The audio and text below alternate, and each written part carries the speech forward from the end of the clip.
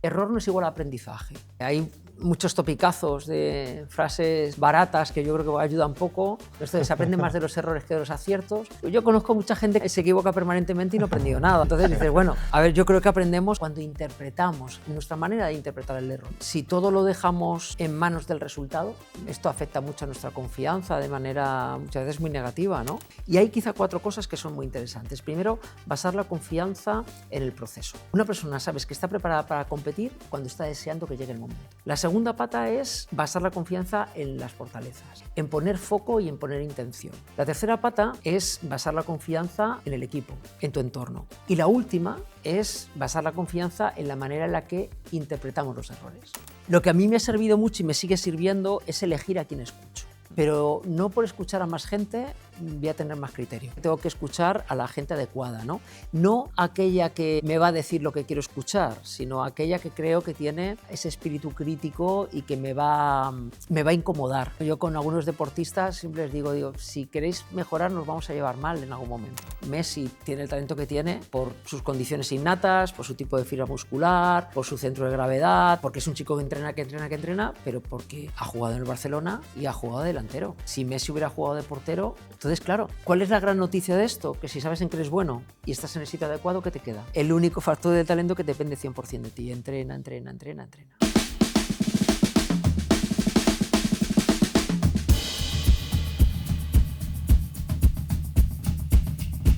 ¿Y tú?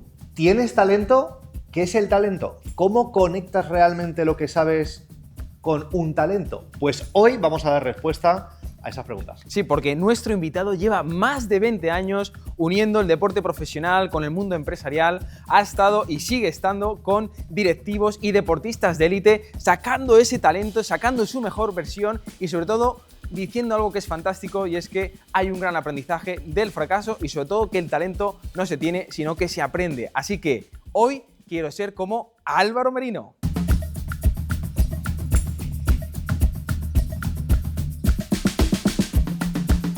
Bueno, Álvaro, qué alegría tenerte aquí con nosotros. Un gustazo. Nada, hombre, el placer es mío, vamos. Una gozada que me acojáis en vuestra casa. Oye, qué bueno. De profesor nuestro que fuiste, ya lo contaremos en algún momento. Y ahora, aquí en Quiero ser como tú. Gracias por el tiempo. Nada, un placer. Esto de quiero ser como tú, no sé yo, No sé yo. Dejaremos que luego lo digan, en los comentarios. Oye, Álvaro, ¿qué tiene que ver el mundo del deporte, que es donde vienes tú, con el tema del coaching, el tema del empresario? O sea, hay una mezcla ahí que tienes. O sea, explícanos un poquito porque es potente, ¿eh? Bueno, yo creo que tiene mucho que ver. Bueno, el deporte es la vida acelerada.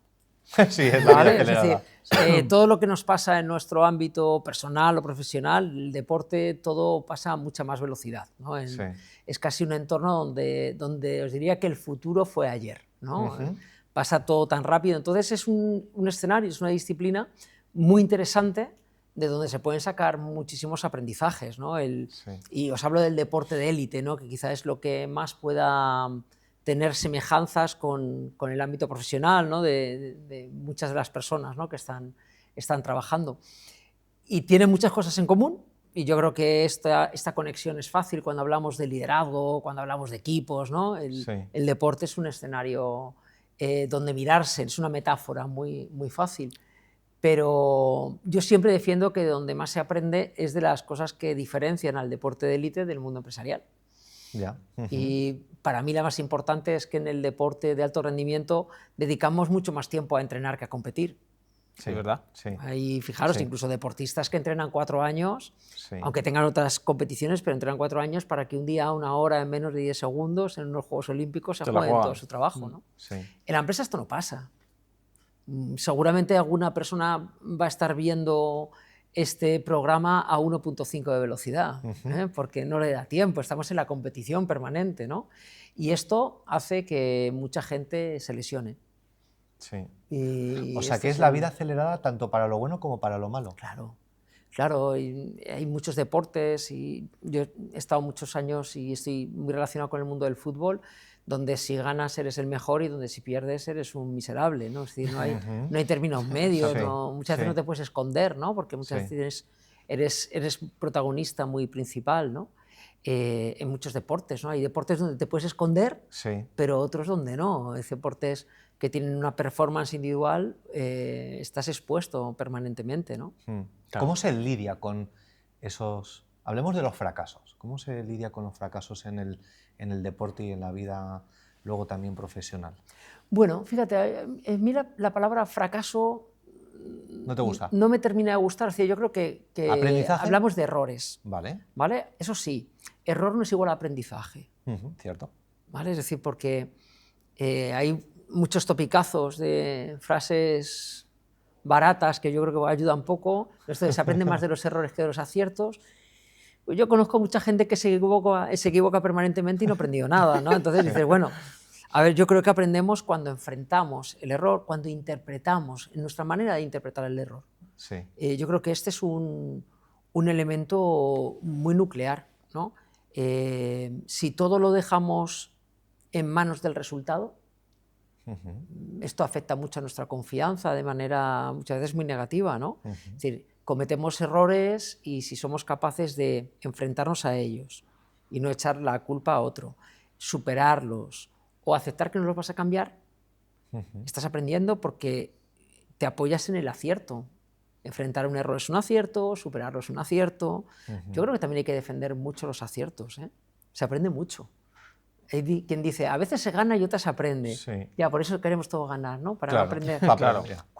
Cuidado, que a lo mejor hay frases Sí. que hay que revisarlas un poco, ¿no? Totalmente. Quizás hasta nos autoengañamos, ¿no? Con ese tipo de frases y... Yo creo que las frases hay que retarlas, ¿eh? Hay que cuestionarlas porque a veces, bueno, pues no esconden esas verdades, suenan muy bien, ¿no? En una taza suenan bien. En una taza suena fenomenal, Sí. suena fenomenal. Pero bueno, yo creo que hay que saber transitar por esos errores, hay que tener la humildad suficiente como para entender que a lo mejor todavía no estás preparado, que necesitas ayuda, hay que levantar la mano, que es una maravillosa habilidad social, Sí. pedir ayuda, porque al final estamos en ese camino de estar aprendiendo continuamente. Claro, Cierto. Claro. Esto es talento es capacidad para aprender. Claro. Fíjate, bueno, ahora hablamos de talento porque creo que es una de las cosas también que trabajas muy bien y me gustaría saber un poco la definición de talento, pero también quiero hablar de lo que has mencionado antes, ¿no? Hablando del mundo profesional, del mundo del deporte, vienes de la parte de la élite, estás muy metido, sé, también como decías, en la parte de fútbol, incluso con el tema de los árbitros. ¿Cuán importante es saber la gestión de las emociones? ¿Qué papel juegan? Tanto en el deporte como en el mundo empresarial, ¿no? Porque la similitud va muy uno de la mano, ¿no? Pues es tan importante como que para mí es el factor diferencial.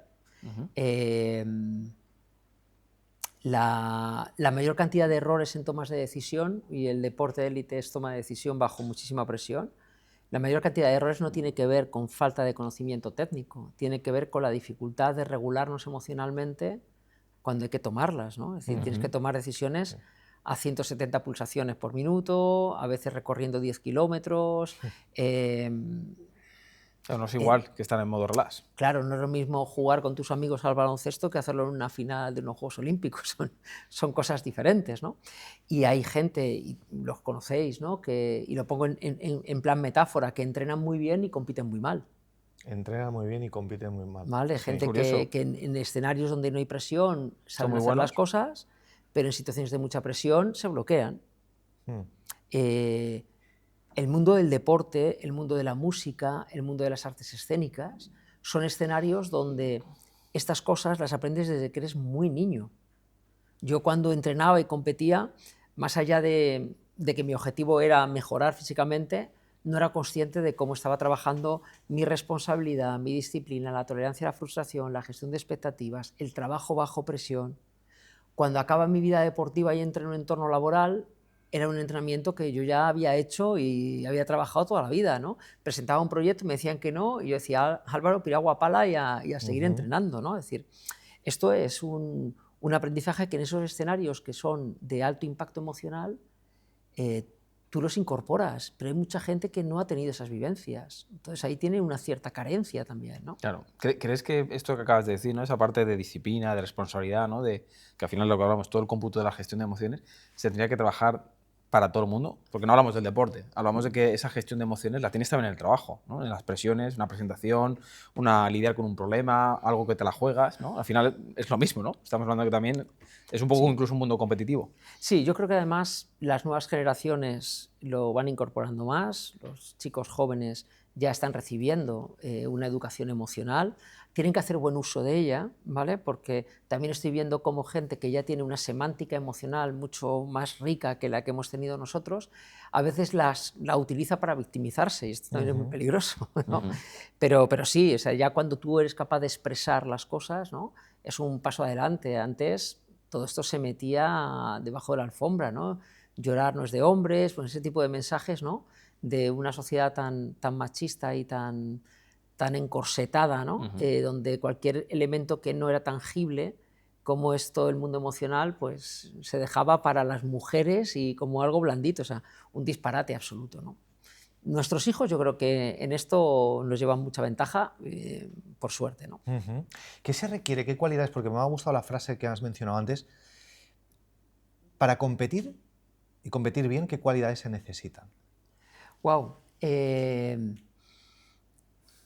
Bueno, hay muchos conceptos, ¿no? Pero hay un elemento que tiene que ver con la autoconfianza, con la seguridad en uno mismo. ¿Bien? Una de las características de los grandes deportistas tiene que ver con esa seguridad, ¿no? Y esa autoconfianza. Y esa autoconfianza pues, se apoya, para mí, en 4 pilares, ¿no? Uno, primero es, como os decía antes, no apoyar la confianza en el resultado. No en el resultado. Nunca en el resultado, ¿no? Y vosotros vivís en un mundo donde también el resultado es clave, ¿no? Pero si lo consigues, entonces tienes más confianza. Si no lo consigues, es muy peligroso. Sí, ¿bien? sí. Al final, el resultado, sabéis que hay elementos que se escapan del control, ¿verdad? Entonces, a mí me gusta mucho que en lugar de que la persona se fije en ese resultado, en cómo va el partido, que se fije en la tarea, en el juego, ¿no?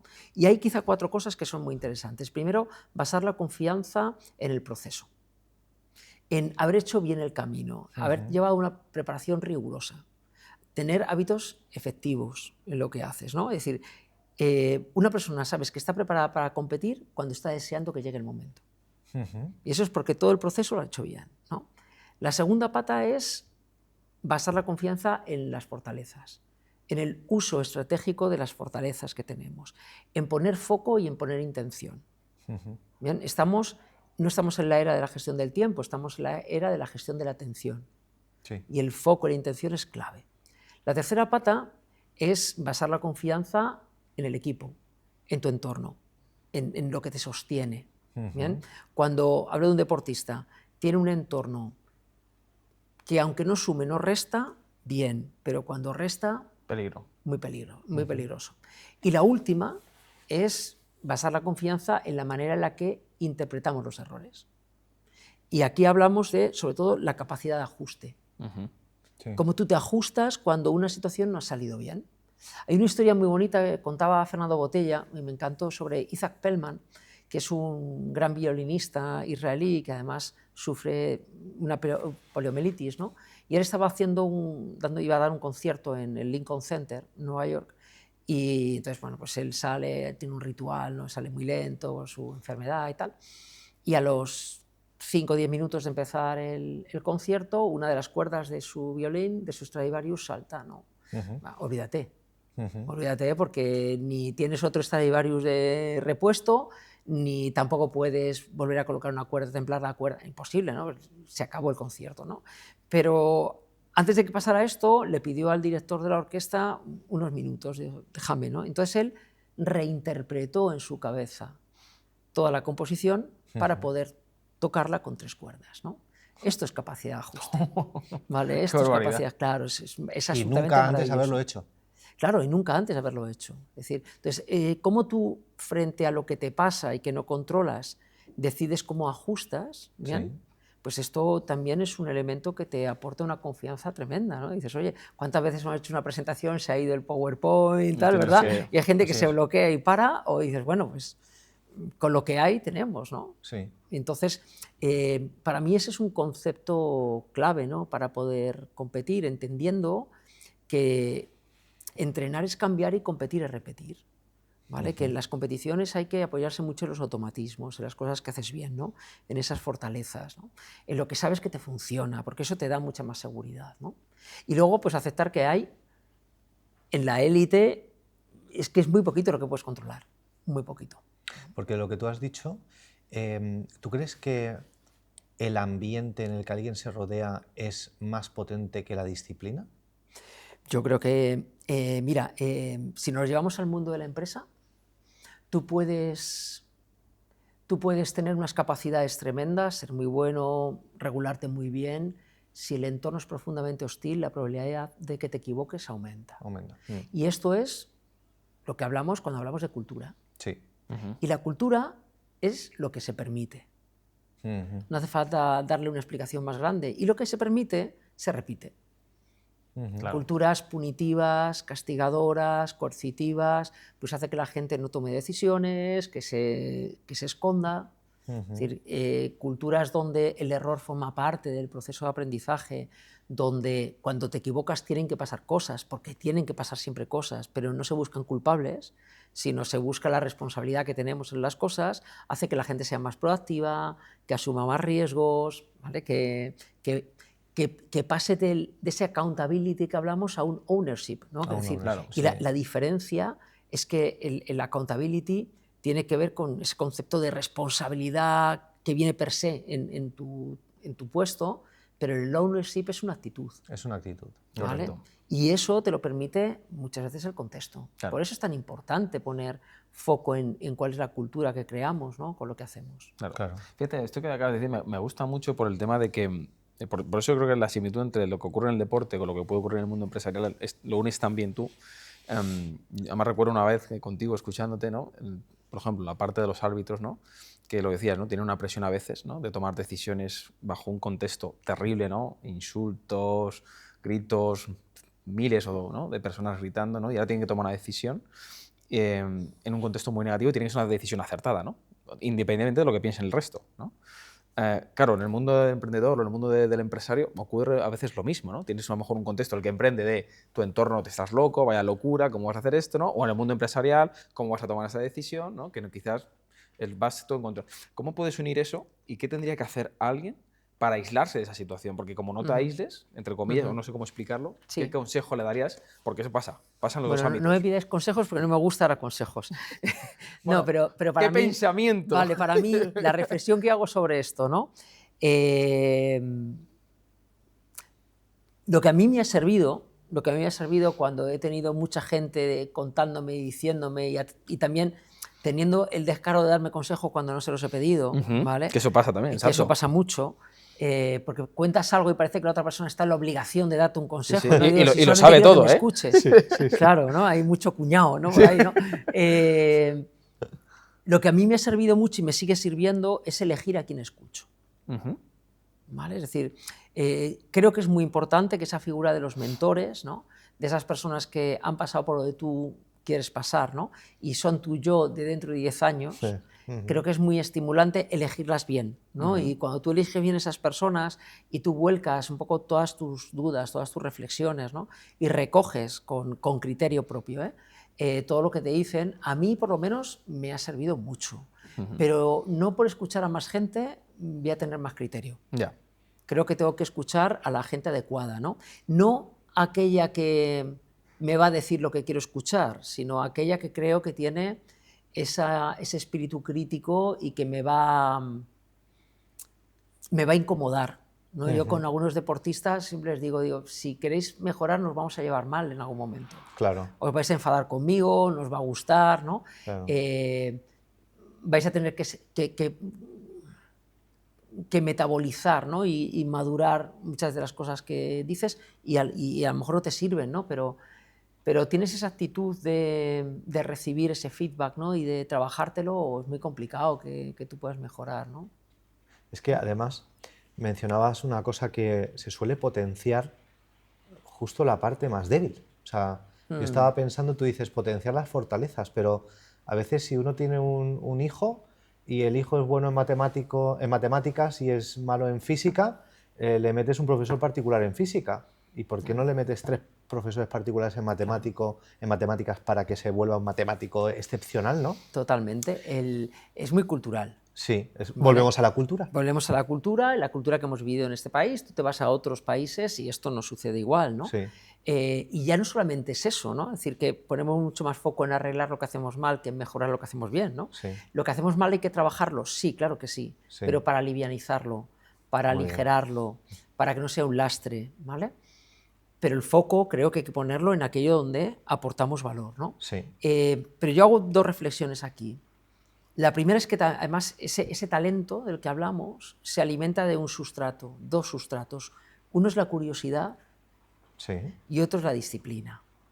Los dos son igual de importantes, pero el orden es el secreto. ¿Qué viene primero? Lo primero, siempre la curiosidad. Anda, mira. Si disciplinamos demasiado pronto, matamos la curiosidad. Ujú. ¿Vale? Tiene Mira, por ejemplo, en sentido. el fútbol ahora está pasando que cada vez hay menos deportistas diferenciales que hacen cosas distintas, porque todos están preparados en academias, todo está muy estandarizado, Ya. ¿no? Y no se deja esa libertad, la curiosidad. Cuando un niño te dice, wow, cómo me gusta, Ujú. es que por ahí puede haber un talento y eso Sí. hay que trabajarlo, hay que indagarlo. ¿Bien? Sí. Luego ya hay tiempo de disciplina, tenemos tiempo. Muchos padres creemos que nuestros hijos aprendan cosas antes de tiempo, cuando todavía no están maduros, ¿no? Exacto. Incluso chino. Sí. Claro. A ver, o sea, vamos a... los niños, el juego libre Sí. es un espacio maravilloso para desarrollar el talento, ¿no? Y luego también pasa una cosa con esto de las fortalezas y las debilidades, a ver si soy capaz de explicarlo bien, que a veces nuestras fortalezas las hemos vivido como debilidades toda la vida. Ay, explica eso, ¿qué quiere decir? Vale, y lo explico con un caso personal, me abro, ¿eh? Vale, Me vale, abro. venga. Eh, Esto no nos ve nadie, estamos aquí los yo, tres solamente. aquí donde me veis, pues yo no respondo al patrón de un hombre masculino, me afeito con goma de boli, bueno, tal. Y yo desde pequeño siempre que veía a mis compañeros que con 15 años ya tenían pelos en todos los lados, ¿no? Sí. Pues yo tengo que hacer más, ¿no? Para estar a la altura, no estaba a la altura, ¿no? Y siempre he tenido un poco ese deje, ¿no? De porras, ¿no? No encajo dentro del patrón que se espera o que en mi cabeza, ¿no? Pensaba que se esperaba, ¿no? Hasta que con el paso del tiempo me empecé a dar cuenta que es que realmente mi talento estaba en mi lado más femenino, en lo que yo veía o percibía como una debilidad y que tiene que ver, y lo pongo entre comillas en el sentido que parece que son atributos exclusivos de lo... No, pero mi sensibilidad, mi manera de conectar, mi manera de llegar a la gente, ¿no? Que no respondían a lo que se esperaba de un hombre, ¿no? Y cuando me di cuenta de que eso que yo había vivido con una debilidad realmente era mi valor diferencial, es cuando mi talento explota. Fíjate. Pero eso te lo trae ese profundo autoconocimiento, ¿no? Sí. ¿Tardaste mucho en darte cuenta de eso? Sí, más de lo que a veces quisiera, Sí, ¿no? ¿no? Sí. Pero bueno, quizá era el tiempo que necesitaba para darme Correcto. cuenta, ¿no? Pero cuando te das cuenta, lo aceptas y dices, si es que es maravilloso, si es que es Claro. maravilloso, ¿no? Ahí es cuando yo empecé a darme cuenta, digo, todas las posibilidades, ¿no? Esto me hace diferente a Claro. otras propuestas, ¿no? Cuando hablamos de valor, ¿no? Claro, qué importante es en ese momento también tener un mentor que se dé cuenta de eso y te lo diga, porque a veces un mentor confía más en ti que tú en ti mismo. Sin duda. Y esa figura es súper importante en el deporte y en los negocios. Fíjate, estoy convencido que si pensáis en alguien que sea o haya sido importante en vuestra vida, personal o profesional, estoy convencido que lo que más agradecéis a esa persona es que esa persona confió en vosotros. Sí. Que esa persona Sí. vio en vosotros cosas que en ese momento no veíais. Ujú. Que os dio una oportunidad. Que se echó a un lado y os dijo, venga, ahora te toca a ti, ¿no? Esa gente nos van a recordar por esto, no nos van a recordar porque técnicamente fuéramos brillantes. A eso se olvida, porque vendrán otros mucho mejores, ¿no? Sí. Nos recuerdan por lo que... Les recordamos por lo que nos hicieron sentir, ¿no? Sí. Aunque en ese momento lo viviéramos como... casi Sí. como un marrón, ¿no? ¿En qué lío me estás metiendo, no? Sí. Pero ellos vieron no a quién era, sino a lo que podía ser, ¿no? Correcto. Y eso yo creo que es maravilloso. Ahí es donde se detecta el talento, ¿no? Cuando ves que dices, ¿qué recorrido tiene, no? Es verdad, porque al final un mentor te dice cosas que tú no quieres escuchar, pero Claro. para convertirte en la persona que dices que quieres ser. Claro. Y Sobre ahí- todo para que avances, para que aprendas, para que te enfrentes aprender es enfrentarte a los miedos, ¿no? Sí. Entonces, claro, lo maravilloso es poner a la gente en una situación que esté un poquito por encima de su capacidad. Claro. ¿Vale? Eso es hambre. Esto en el deporte nosotros lo tenemos muy claro. Es decir, no significa lo mismo un trozo de pan antes de comer que después de comer. Está claro. Y hay que tener el estómago medio vacío. En el momento que estás acomodado, no te retas. Claro. Fíjate, has mencionado la palabra talento. ¿Qué es talento? ¿No? Porque a veces, últimamente se escucha muchas veces la palabra talento, pero yo creo que se está desvirtuando, ¿no? ¿Qué piensas, Sí. ¿no? De eso. Bueno, para mí talento es capacidad para aprender, bien, pero si yo tuviera que deconstruir, ¿no? Como los chefs, Sí. el talento en 3 elementos, yo hablaría primero de capacidad, lógicamente, que tiene que ver con el elemento más innato y es el regalo que nos han dado nuestros padres, bien. El segundo elemento tendría que ver con el compromiso, con el entrenamiento, ¿no? Con lo que tú haces, con lo que te han dado. Esto quizá encajaría dentro de cualquier definición clásica de talento, pero a eso yo le añado un elemento que para mí es muy importante y es un contexto adecuado. Yo muchas veces pongo el ejemplo, Messi tiene el talento que tiene por sus condiciones innatas, por su tipo de fibra muscular, por su centro de gravedad, tal, porque es un chico que entrena, pero porque ha jugado en el Barcelona y ha jugado de delantero. Si Messi hubiera jugado de portero, Correcto. ¿verdad? Contexto. Claro, el contexto no entonces, encaja. claro, ¿cuál es la gran noticia de esto? Que si sabes en qué eres bueno y estás en el sitio adecuado, ¿qué te queda? Ya. El único factor del talento que depende 100% de ti. Entrena. Gente con mucha capacidad, que está en el sitio adecuado, pero no quiere entrenar, Pierde, ¿no? es el eterno potencial, ¿no? Lo que podía haber llegado a ser, ¿no? Ya. ¿Y qué haces con una persona así en una empresa? Es que es una cuestión... Mira, uno de los elementos más difíciles de resolver es cuando alguien te declara que no tiene hambre. Ya. Ya. Que al final se muere. Es la... Bueno, pero es que detrás de esa persona, de ese profesional, puede haber muchas cosas, ¿no? Que tú desconoces, ¿no? Sí. Entonces, claro, tú lo que puedes hacer es acercarte a esa persona y tratar de entender, ¿no? Pero hay otra parte que tiene que hacer la persona. ¿Y el buen líder qué consigue que haga esta persona? ¿Hasta dónde lo puede llevar un buen líder? Bueno, liderar, es que hablamos de un concepto que yo creo que también está muy mal entendido, ¿no? Porque igual ¿qué hemos aprendido del liderazgo desde pequeños? Modelos individualistas, masculinos, con ejemplos de tirarse de los pelos. A veces todavía seguimos escuchando liderazgo positivo, liderazgo negativo. Hola, ¿qué tal? El liderazgo o es positivo o es otra cosa. Claro. ¿No? ¿Hitler era un líder negativo? No. No. Se me ocurren muchas definiciones, pero líder no, porque claro. liderar es integridad, ¿no? Pero claro, también se nos dice mucho de los líderes tienen seguidores. Pues yo no lo compro. O sea, ¿eres líder o eres follower? ¿Cómo va esto? No. Liderar para mí es dejar aparecer. Dejar aparecer. Liderar es dejar aparecer el liderazgo de los demás. Liderar es dejar aparecer el talento de los demás. Es como educar. Es igual. Cuando tú tienes un hijo, ¿en qué consiste educarle? En un permanente ejercicio de desapego. Tú te vas desapegando para que en un momento determinado se vaya. Aunque alguna haya que empujarle, ¿no? Pero se va, ¿no? Sí. Sabiendo que todo lo que Con 35 años todavía claro, algunos todavía que lo pero tienen. bueno, ¿no? Pobrecitos, ¿no? A veces. Tú sabes que lo que haces por ese hijo o por esa persona nunca se te devuelve hacia atrás. La ley de la naturaleza te dice que se te devuelve hacia adelante cuando ellos se lo den a los siguientes, ¿no? Por eso liderar, por un lado, tiene que tener una generosidad que tiene que llegar a doler, si no, no vale, y exige mucha puntualidad. Puntualidad. ¿Quieres decir? No para llegar, sino para saber irse. Yo conozco mucha gente valiente dando pasos hacia adelante, pero no tanta para dar pasos a un lado. El relevo. Y exige mucha más valentía dar un paso a un lado que dar un paso También está la humildad ahí, ¿no? Claro. Claro, entonces, para mí liderar y saber hacerlo habla muy bien, es crecer haciendo crecer. Es decir, es ese ejercicio de generosidad, ¿no? De que te terminen adelantando por la derecha, ¿no? Claro. De suavizar tu ego, de poner lo colectivo por delante de lo individual. ¿Bien? Los proyectos por delante de, a veces, intereses muy parciales, ¿no? Por eso el liderazgo no es fácil y no es cómodo, porque liderar es dar a la gente lo que necesita, no lo que quiere. Sí. O sea, un futbolista quiere jugar, sí. pero a veces lo que necesita es entrenar más. Sí. Y no es lo que quiere. Cómodo. Claro. Y no es lo que quiere, pero es lo que necesita. Claro, él necesita entrenar más, aunque no quiera. Sí. Claro. Bien, y tú tienes que acompañarle en el todavía no. Claro. O sea, entonces, fíjate, a mí me gusta por lo que estás diciendo, o corrígeme también, o sea, como otra definición que me viene un poco como destilar. O sea, un líder sería alguien que sabe catalizar el talento que pueda tener alguien.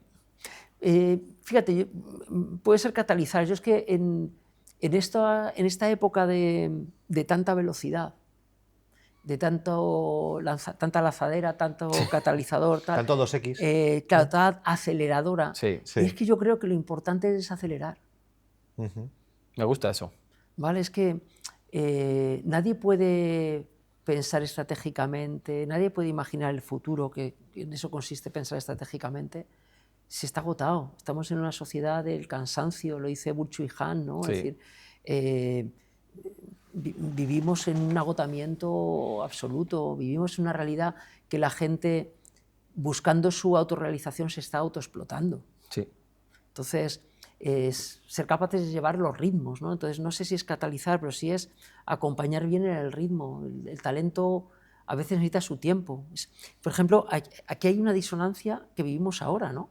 Vivimos una realidad donde la distancia entre lo que deseas y lo que tienes se llama Amazon.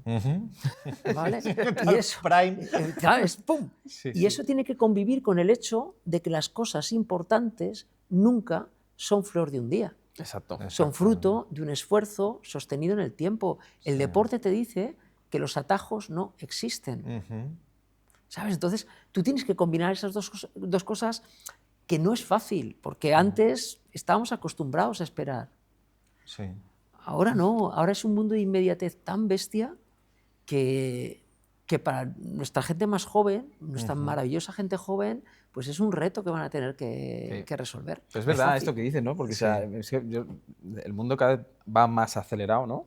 O sea, me río porque lo esta semana que decías, ¿recuerdas cuando estabas viendo la serie y te miraba la serie y tenías que esperar la siguiente temporada? Claro. O sea, tú estabas ansioso, Una feliz. semana. O una semana, el capítulo, escucha, o de la meses, o al semana. año siguiente y espérate. Y ahora es como, serie, pum, siguiente capítulo, siguiente capítulo, siguiente Puedo capítulo. ver siguiente 17 capítulo, ¿no? temporadas Y no seguidas. te esperas, ¿no? O incluso, me reía porque es que lo hablaba justamente, decían, los audios ahora, ¿no? A 1,5 o a 2x, que tiene incluso, la gente no lo sabe, pero tiene efectos negativos escuchar los audios a 2x a nivel cerebral porque creas cortisol y estrés en el cerebro. Bueno, un rollo, ¿no? Pero que es así. Sí, sí. Y viene por lo que estás comentando, ¿no? O sea, que creo que el punto está en saber esperar, saber desacelerar, o sea, ir un poco a contracorriente a lo que va este mundo, ¿no? Que al final es lo que causa muchos otros problemas, ¿no?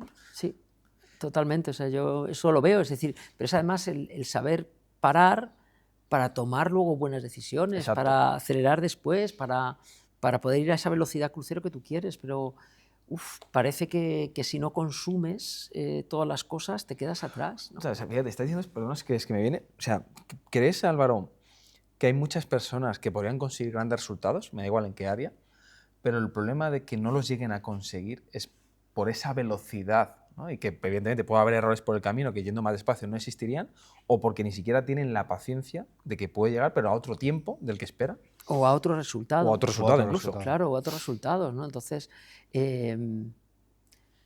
mira, Valdano, con el que tengo una amistad preciosa, él dice una cosa y me la dice muchas veces, ¿no? Que en todos los equipos, en todas las profesiones hay siempre dos elementos. Uno es el estilo y otro son los resultados, ¿no? Claro. Igual, ninguno es más importante que el otro, porque hablar que no son muy importantes los resultados, por lo menos el mundo del que yo vengo, venís vosotros, pues sería absurdo, sería engañarnos, ¿no? Pero que el estilo siempre va primero, ¿no? Que lo que realmente nos hace sentirnos orgullosos de los resultados que obtenemos es el estilo, es el cómo lo hemos hecho. Claro. Contaba una historia, no sé si era verdad, ¿no? De un tipo que había conseguido unos resultados maravillosos y tenía un bonus espectacular, ¿no? Y le dieron el bonus y el mismo día que le daban el bonus le despidieron por la manera de conseguir los resultados. Fíjate. ¿Vale? ¿En No sé serio? si será verdad o será una historia, pero me parece muy interesante, ¿no? Para Final explicarlo, agridulce. ¿no? Claro, pero al final, ¿qué es lo que nos hace sentirnos orgullosos? La manera en la que hemos hecho las cosas, Sí. ¿no? Sí, sí. Yo siempre creo que mis grandes aciertos han sido a través de ser segundo plato de otras cosas, de coger lo que otros no cogían, ¿no? De llegar siempre más tarde, ¿no? Pero dices, bueno, pero ¿qué más da, no? ¿Por qué tengo que llegar antes, no? Son los ritmos que queremos marcarnos. Lo importante es que seas tú el que tengas la sensación de que manejas el ritmo y que no te lleva el tsunami de la prisa, ¿no? Tal cual. Velocidad no es prisa, son Claro. cosas diferentes, ¿no? Tiene que ver con el control. Perdona un momento. ¿Te llaman ahora? ¿Pero quién llama? Manu. ¿Qué dices? Es Manu otra vez. ¿Otra vez? Manu, Pero siempre. Manu es un fracasado, ¿eh? Manu, mira lo que te están diciendo, Manu. Eres un fracasado. ¿Te lo Sí, está sí, diciendo sí, Álvaro? te lo está diciendo Álvaro. Exacto, ese Álvaro. Álvaro Merino. Dice que si le podemos dar paso un momentito. Todo él. Oye, todo tuyo. Más te vale que el fracaso sea bueno, ¿eh? Ya sabes, ¿eh? Que el listón lo tienes que poner alto. Venga, venga, va, que te damos paso. Venga.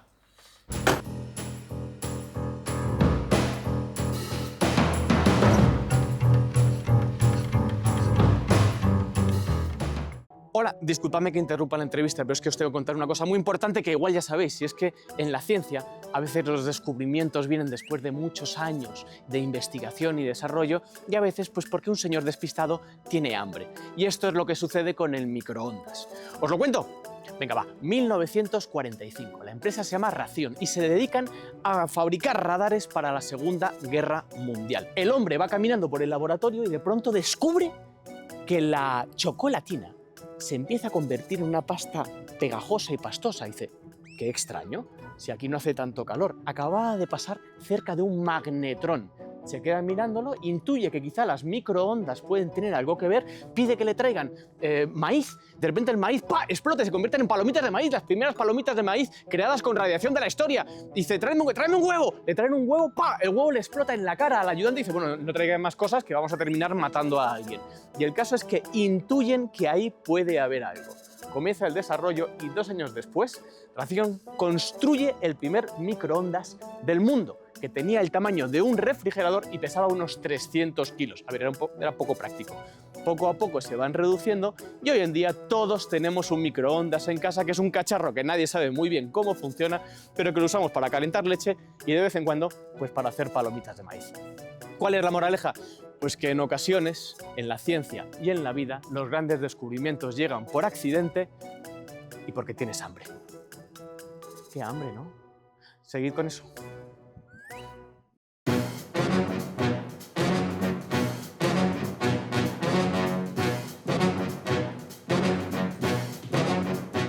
Pues bienvenidos a la venta kamikaze. Esta sección, desde luego, tiene muchas particularidades, pero lo mejor de todo es que en este caso, Cristian no sabe lo que hay aquí y va a tener Es verdad, ¿eh? que, y no es broma, y esto no es broma, no lo sabemos cuando hacemos esto, ninguno de los dos lo sabemos, en este caso sí lo sé yo ahora, él va a tener que vender esto al estilo teletienda. Vamos a descubrirlo, podrá hacer alguna pregunta sobre qué es o lo que quiera y tendrá que hacerlo en aproximadamente 1 minuto. ¿Estás preparado? Vamos allá, venga. ¿Sí? ¿Estás siempre. listo? Vamos allá, a 3, ver. 2, qué se te ha 1. ocurrido. Qué bueno.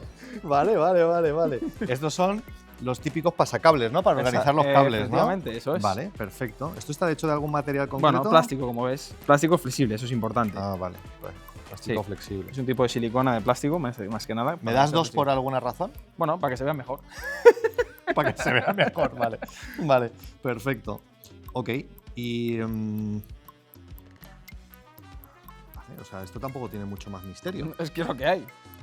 Es lo que has encontrado por ahí, ¿no? Así... No, lo he traído, o sea que está bien Guay, pensado. guay. Vale, venga, perfecto. Pues a ver, espérate. ¿Hay de diferentes colores? Bueno, sí. Normalmente el negro es el que más se vende. Hay gente que sí los compra en algún tipo de amarillo, algún tipo de rojo, dependiendo a veces de los cables o si quieren que sea muy visible. Vale, perfecto. Ok, genial. Vale, pues... Blancos, a veces por los Sí, muebles también, que quieren que exacto. se disimule, entonces Los depende un poco blancos sí que también los de he eso. visto. Vale, perfecto. Pues yo creo que vamos a hacer la venta kamikaze, ¿no? ¿Sí? ¿Lo tienes claro? Sí, Pues, sí, vamos allá. atención, señores y señoras, le escuchamos. Venga, pues vamos allá.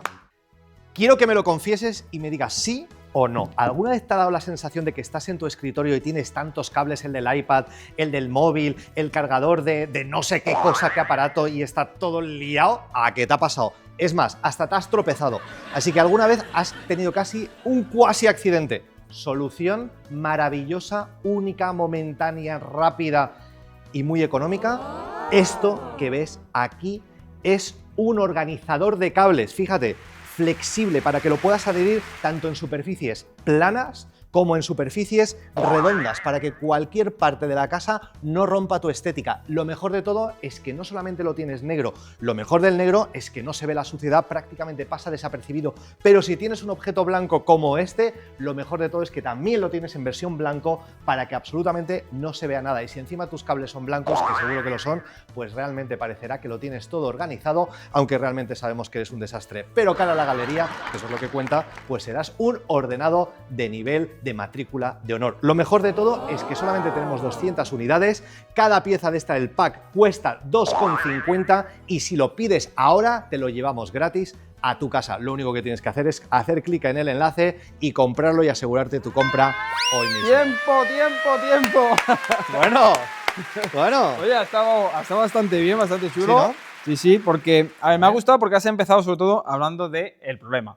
Es decir, El ya problema. la gente que Los cables quien enmarañados. tiene ese problema se siente identificado de, "Uy, esto me suena a mí". ¿Vale? Y a continuación has presentado ¿Te has sentido la identificado solución. también? Bueno, sí, yo tengo unos ¿Sí? cables, por eso tengo esto, para ponerlo en...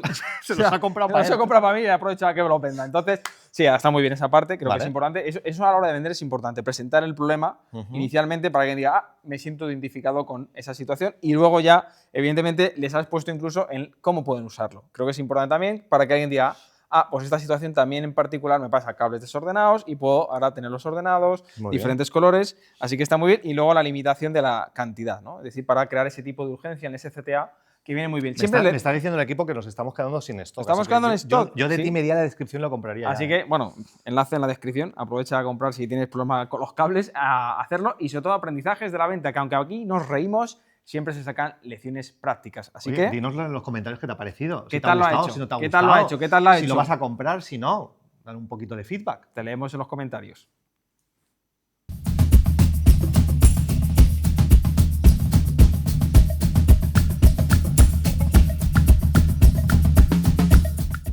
Vale, ahora seguimos. Bueno, hablando de fracasos, que Manu ya nos ha contado este fracaso memorable. ¿Recuerdas tú algún fracaso memorable personal? No sé si fracasos, pero hombre, meteduras de pata de las que me arrepiento. Esto es decir, no me arrepiento de nada de lo que he hecho. Yo sí me arrepiento. Cuéntanos. Yo sí me arrepiento. Sí. Fíjate, no sé, ahora mismo me preguntas si no te sabría decir. Yo creo que en mi vida he tenido muchas... me decían mis amigos, era una merinada, ¿no? Una metedura de pata, una merinada. Ya la vuelta al día digo, sí es verdad, ¿no?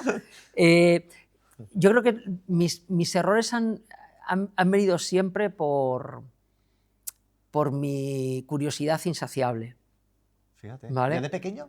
Sí, siempre he sido muy curioso y esto pues me ha dado muchas oportunidades porque a veces me he atrevido con cosas para las que no estaba preparado, ¿no? Y decir, venga, voy, Sí. pero también a veces pues me he vuelto temerario, ¿no? Con ciertas cosas porque me he pasado de frenada, ¿no?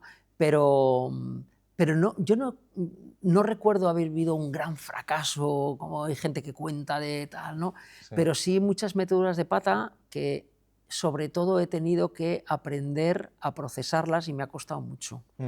Aprender a recibir feedback, a encajarlo, me ha costado mucho. Quizá también pues, tiene ese puntito de ego, ¿no? que tenemos todos, ¿no? Pues eso es un poco lo que más...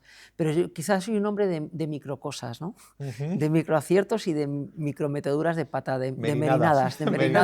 Micromerinadas. Muy bien, acuñamos el término de merinadas. Esto apuntamos a partir de ahora, chicos. Oye, chicas. ya que lo estáis viendo, por favor, decidnos en los comentarios cuál es vuestra gran merinada, ¿vale? Poner, que os leemos, lo digo en serio. Esto va a coger... Poner vuestras merinadas. Sí. Se va a viralizar. Se va a viralizar. Si queremos escuchar vuestras merinadas. Qué Oye, bueno. ¿y cómo cambiaste ese punto? ¿No? Porque decías que te costaba, ¿no? Como aceptar, ¿no? Cuando tenías que hacer, ¿no? Esos cambios, ¿no? Esas merinadas, valga la redundancia. Bueno, yo creo que esto me ha enseñado mucho mi mujer. Mi mujer es una mujer muy valiente, ¿no? Que es capaz de tener conversaciones muy honestas, muy directas, a veces, ¿no? Pues, excesivamente directas para lo que yo estaba acostumbrado, ¿no? Es decir, yo vengo del mundo del deporte y el chándal infantiliza. El chándal infantiliza y nos pasa, entonces claro, de repente yo me encuentro casi en un mundo de adultos que yo no estaba preparado, ¿no? Y me decían cosas que yo había veces que decía, seas quien seas, sal del cuerpo de mi mujer. O sea, ¿cómo me estás diciendo estas cosas, ¿no? Pero con el tiempo dije, wow, si es que lo que me está diciendo tiene mucho sentido, ¿no? Lo que pasa que no estoy sabiendo encajarlo, ¿no? Entonces, cuando te das cuenta que te lo dicen con todo el cariño del mundo, ¿no? Pero te dicen cosas que te duelen y entiendes, o yo entendí, que el dolor no se puede evitar, que lo que sí que puedes es decidir cuánto sufres con lo que te duele, ¿no? Ahí empiezas a hacer un proceso que no es rápido, que lleva su tiempo, que tienes que aprender a ir encajando, ¿no? A saber que es mejor acercarse o rodearse de gente que no sea tu club de fans, ¿vale? Claro, sí. Pero que te hagan crecer, ¿no? Entonces yo cuando eso lo descubrí, creo que ahí pues di un salto, me hice mayor, ¿no? Sí. Ahí me hice mayor. ¿Fue un cambio de cultura? Con cambios de entorno, claro, es que es tan importante, mira, siempre le digo a los deportistas, es moveos en entornos donde haya gente que no le importe nada el deporte. Sí. Qué bueno. Sí. ¿Vale? Porque si no te obsesionas mucho, porque si no solo hablas de lo mismo, ¿no? Claro.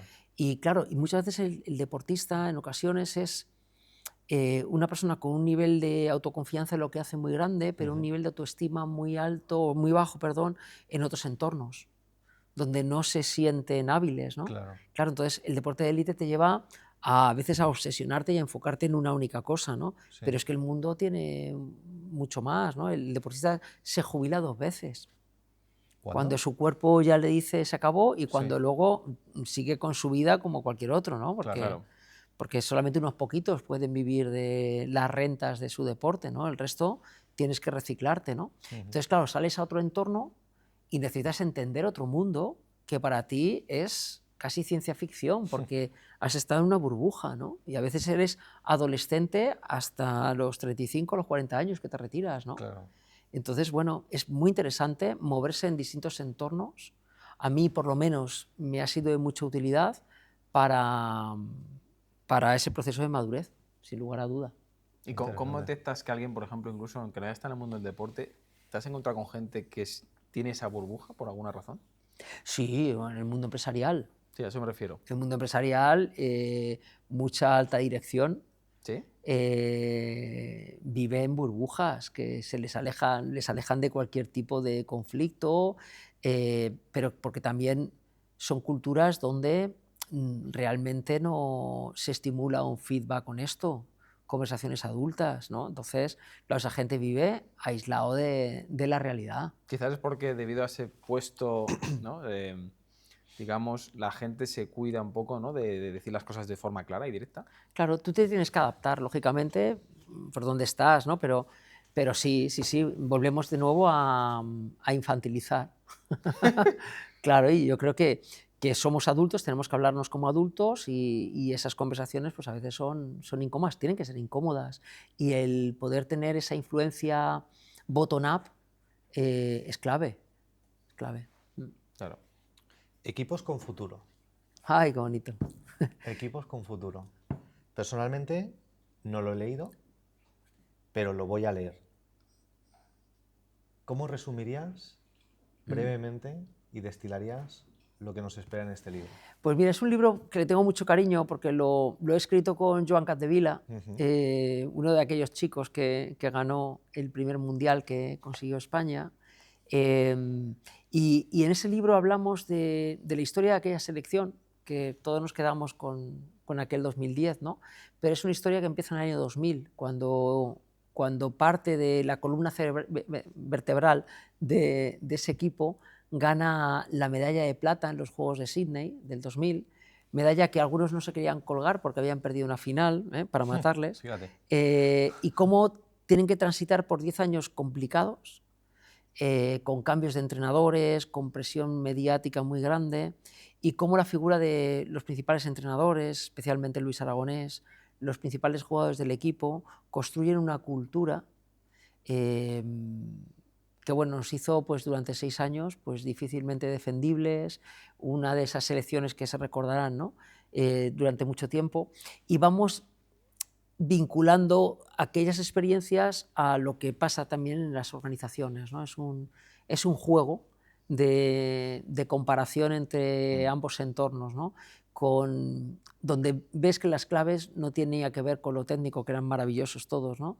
Sino con el propio vínculo, ¿no? Con la cohesión, con el pegamento, que por ejemplo Joan era uno de los grandes artífices de esa cohesión en el equipo, ¿no? Cuando vas a un mundial estás 4 semanas y llegas a la final conviviendo. Gente muy joven, ¿no? Eso parece que se nos pasa por alto, solamente pensamos en el partido, ¿no? Pero gran parte de la responsabilidad de aquello la tuvieron los entrenadores que supieron manejar, ¿no? Esa cohesión durante todo ese tiempo. Has dicho una frase, crearon una cultura. ¿Cómo se crea una cultura? ¿Cuáles son los pasos para crear una cultura? Porque yo me imagino, no es una frase bonita, unas frases bonitas que decimos, esta es mi cultura de empresa. ¿Cómo? ¿Cuál es el inicio, el génesis de una cultura? Y que genera cohesión, además has dicho. Claro, la cultura, que tiene que ver mucho también con los valores, como muy bien decís, no son los que ponen en un cartel y tal, ¿no? Sí. La cultura se permea a través de comportamientos cotidianos, sencillos y fácilmente observables. Cuando tú ves que tu capitán, que gane a tantos millones de euros al año, ¿no? Hace cosas sencillas, cotidianas, te cuida, te atiende, eso permea muy fácilmente, ¿no? Es decir, la gente ve o escucha una vez lo que le decimos, pero después escucha lo que hacemos, ¿no? Entonces, la cultura va a través de esos microcomportamientos que son observados por la gente permanentemente. O sea, ¿no? habla más alto lo que no haces que lo que dices, ¿no? Claro, muchas veces. eso es. La gente nos observa constantemente, ¿no? Entonces, esa coherencia, que no existe diferencia entre lo que dices y lo que haces, es un predictor de cultura. Bueno, a veces la cultura la podrá definir mucho mejor a veces la gente que está trabajando en la empresa que el propio CEO o el propio... Sin duda, es que el gran error, igual que ahora hablamos de propósito, ¿no? Sí. Y muchas empresas confunden el propósito con un claim publicitario. Sí, no, el propósito no puede nacer nunca del CEO de una compañía, ni de su comité de dirección, ni puede nacer del departamento de marketing. Eso es un claim. Sí. El propósito nace del ADN de los trabajadores. Qué bueno. Y esto basta con que te des un paseo por cualquier empresa y vas a ver la cultura muy fácilmente. Entonces el propósito es algo interno, no es algo que luego tú utilices para vender más. No, eso es un error, eso es un claim. Y hay áreas de marketing maravillosas para acercar esas necesidades al consumidor. No, esto es otro concepto radicalmente diferente, que es lo que te marca las decisiones que vas a tomar. Claro, qué bueno, qué bueno. Pero espérate, aparte de este libro maravilloso, que luego lo pondremos también en enlace, este está casi saliendo, vamos, Salido del horno, ¿no? saliendo del horno, y aunque ya hay una segunda edición. Huele a nuevo, ¿no? Viaje al liderazgo consciente, con prólogo de Jorge Valdano también. Cuéntanos, Álvaro. Bueno, un poquito spoiler, venga. Sí, porque has dicho liderazgo negativo ni positivo, pero tenemos liderazgo consciente. Claro, es que yo creo que el giro del liderazgo va por ahí, ¿no? Hemos hablado de tomar decisiones, de llevar el control, de ser de alguna forma el dueño, ¿no? De lo que haces, ¿no? Sí. Es un libro muy bonito por 2 motivos. Primero, porque lo he escrito con Pedro Díaz Ridao, que es pues, mi hermano, bien, mi compañero de viaje, y bueno, pues Jorge, que para mí pues, es una persona muy, muy importante y que me daba mucha vergüenza pedirle que hiciera prólogos porque no los hace, pero lo hizo encantado y yo más encantado todavía. Claro. Y es un libro que está construido en pequeños textos, ¿no? Para que sean, bueno, pues pequeñas píldoras de reflexión, ¿no? Que va desde el autoliderazgo, la manera que nosotros gestionamos nuestra relación con el mundo, otro liderazgo relacionado con la manera en que interactuamos con las personas en nuestro día a día, y otra tercera que habla de equipos, ¿no? Que habla del gran protagonista de todo esto, ¿no? de lo colectivo, ¿no? En estos entornos tan complejos, es el equipo quien es capaz de resolver las cosas, ¿no? Porque por muy buenos que seas, tú sin tu equipo no consigues nada y tu equipo sin ti tiene muchas más posibilidades, ¿no? Claro. Desde luego que sí. Estamos hablando de cosas que no se enseñan en ningún sitio, en ninguna universidad, en ninguna carrera, no te lo enseñan en el instituto. Y esto lo vas aprendiendo también con cierta experiencia, ¿no? De todo lo que hemos hablado, ¿qué crees que sería una asignatura necesaria? Asignatura necesaria para niños, para sí, jóvenes, para los niños, porque muchas veces desde niños ya nos formamos nuestras creencias que hemos estado hablando, ¿no? Bueno, yo creo que lo voy a cambiar. A mí me da mucha rabia cuando veo profesionales que se gastan o que invierten mucho dinero en grandes másters, Sí. pagados por quien sea, y me parece fenomenal, pero luego te dicen, no, es que, ¿quién te enseña a ser padre? Pues ser padre es técnica, ¿eh? Gran parte de ser padre es técnica. Fórmate, pero la gente no se forma en un curso para ser padre. Y entonces es mucho más fácil y más interesante, incluso más inteligente, educar bien a un niño que arreglar a un adulto. Sí, ¿Vale? sí. Porque los niños no se están preparando para la vida, los niños están viviendo. Sí. Entonces, lo que somos y las herramientas que traemos son las que hemos ido entrenando desde pequeñitos. Claro, nosotros damos por cierto que alguien cuando llega a una empresa viene como un adulto y es mentira. ¿Vale? Es un punto de partida que creo que es erróneo. Es decir, hay mucha gente que cuando llega a una empresa, a un proyecto, con su cajita de herramientas la abre y solamente hay un martillo. Y si solo tienes un martillo, todo te parece un clavo. Todo lo resuelves igual, ¿no? Entonces, hay muchas herramientas. Yo defiendo claramente que en la educación deberíamos de tener mucho más o dar mucho más protagonismo a asignaturas vinculadas con la actividad física. Deberíamos de aprender en movimiento. Hay gente que va diciendo, ¿no?, cómo educamos a niños del siglo XXI por adultos del siglo XX con herramientas del siglo XIX. Todavía el pupitre, tal, hay que moverse. En las artes escénicas, Sí. todo lo que implica las artes escénicas es una manera que nos va a ayudar a esto que estáis haciendo, que estamos haciendo aquí, ¿no? La música, que requiere un entrenamiento, un estudio profundo, disciplinado. Todo esto son competencias que son vitales, porque te incorporan el aprendizaje constante, ¿no? Es decir, pero esto a veces es secundario, casi es anecdótico, ¿no? Sí. Y creo que, no soy yo quien para opinar del sistema educativo, pero creo que seguimos cometiendo los mismos errores, sigue habiendo la misma distancia entre la universidad y el mundo real, por mucho que lo contemos, ¿no? Es decir, creo que ahí hay un gap que no hemos sido capaces todavía de resolver y yo he estado 20 años de profesor universitario. ¿Has visto? Fíjate, Sí. o sea, fíjate, a mí me ha encantado, muchos consejos, muchas pepitas de oro. Simplemente como idea, ¿no?, de lo que hemos estado hablando en todo este ratito, ¿no? Acabas de mencionar lo importante, ¿no?, desde pequeños, ¿no? O sea, que es más fácil, ¿no?, educar a un niño que arreglar a un adulto. Aquellos adultos que necesitarían ser arreglados, ¿qué idea o qué consejo querrías que se quedaran, ¿no?, después de este ratito que hemos estado juntos? ¿Qué esencia le darías? Bueno, yo recomendaría que la vida no te atropelle, ¿no? ¿Vale? Hay veces que es imposible, ¿eh? Es decir, el código postal a veces impacta más que el código genético. Y donde hayamos nacido nos está condicionando mucho, ¿no? Es decir, mucho de esto que hablamos, pues a lo mejor si tu vida no te lo permite, casi sería hasta obsceno lo que estamos hablando, ¿no? Pero creo que este ejercicio de aprender, ¿no? Hay veces que a mí me dice la gente, Álvaro, pero tú te dedicas a lo tuyo, ¿no? Y digo, ¿y qué es lo mío? ¿Qué es lo mío, no? Claro. Claro, dices, igual cuando mi hijo me dice, papá, en tu época, y digo, mira, bonito, mi época es hoy. Ya se empezaba, ¿vale? ya empezaba mal. Ya ¿Cómo que mi empezaba mal, época? ¿no? Claro, entonces, bueno, yo creo que esa necesidad de estar aprendiendo, a mí es lo que más me ayuda. Yo estudio todos los días 2 horas. Sí.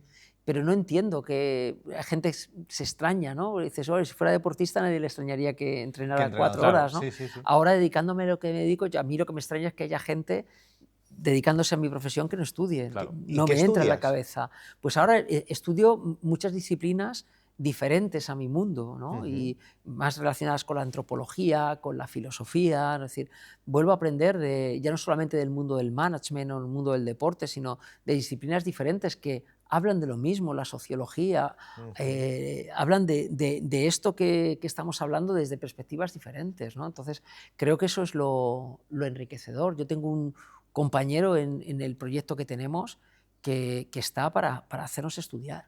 Qué bueno. Qué bueno. Al final estás aplicando el consejo que antes comentabas que decías, oye, a los deportistas, habla de otras cosas también, ¿no? Sin duda, Salte claro. de tu Del contexto contexto. habitual. Eso es. Entonces, salirte y estudiar fuera de tu contexto habitual también te amplía tu contexto y tu... Te da y- muchos más matices, Claro, muchísimos más, efectivamente. muchos bueno. más. Qué bueno. Oye, pues yo no sé, pero creo que ha sido fantástico el ratito que hemos estado aquí. Sí. Maravilloso, está muy a pero- gusto. Gracias por la conversación, por compartir las Merinadas. y os leemos las vuestras, O sea, que en los comentarios nos leemos. Ha habido más cosas que merinadas, Sí, sí, sí, dejémoslo sí. por si Pero es que acaso. me ha hecho mucha gracia. Muchas gracias. Oye, Bueno. sobre todo yo creo que a los que estáis escuchando, bueno, primeramente los 2 libros que los pondremos, Sí. los 2, para que los aprovechéis porque luego son joyas. Yo tengo ganas de este, que no lo tenía.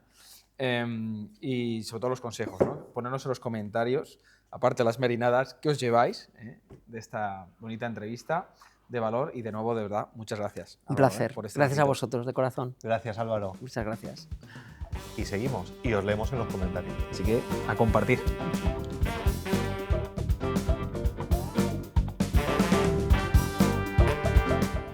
Bueno, vaya pedazo de entrevista con Álvaro, o sea, los consejos que ha dado, las pepitas de oro sobre liderazgo, sobre lo que realmente es talento, y me ha encantado 2 cosas. Una, el aprendizaje continuo, que es decir, siempre hay que aprender, y bueno, las de las merinadas, yo creo que a todos se nos ha quedado Mítico. grabado. Mítico, Grabado. mítico.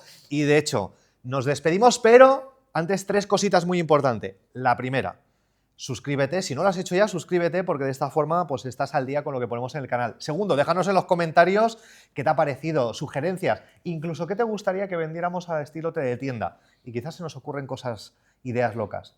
Y tercero, si crees que esto aporta valor, oye, compártelo, que nos encantaría que esto tuviera más difusión, siempre y cuando creas que lo bueno se comparte. Y por cierto, si activas la campanita, pues te vendrán las notificaciones para el siguiente episodio. Y aquí te dejamos con alguno recomendado. ¡Nos vemos! Chao, en el chao. siguiente.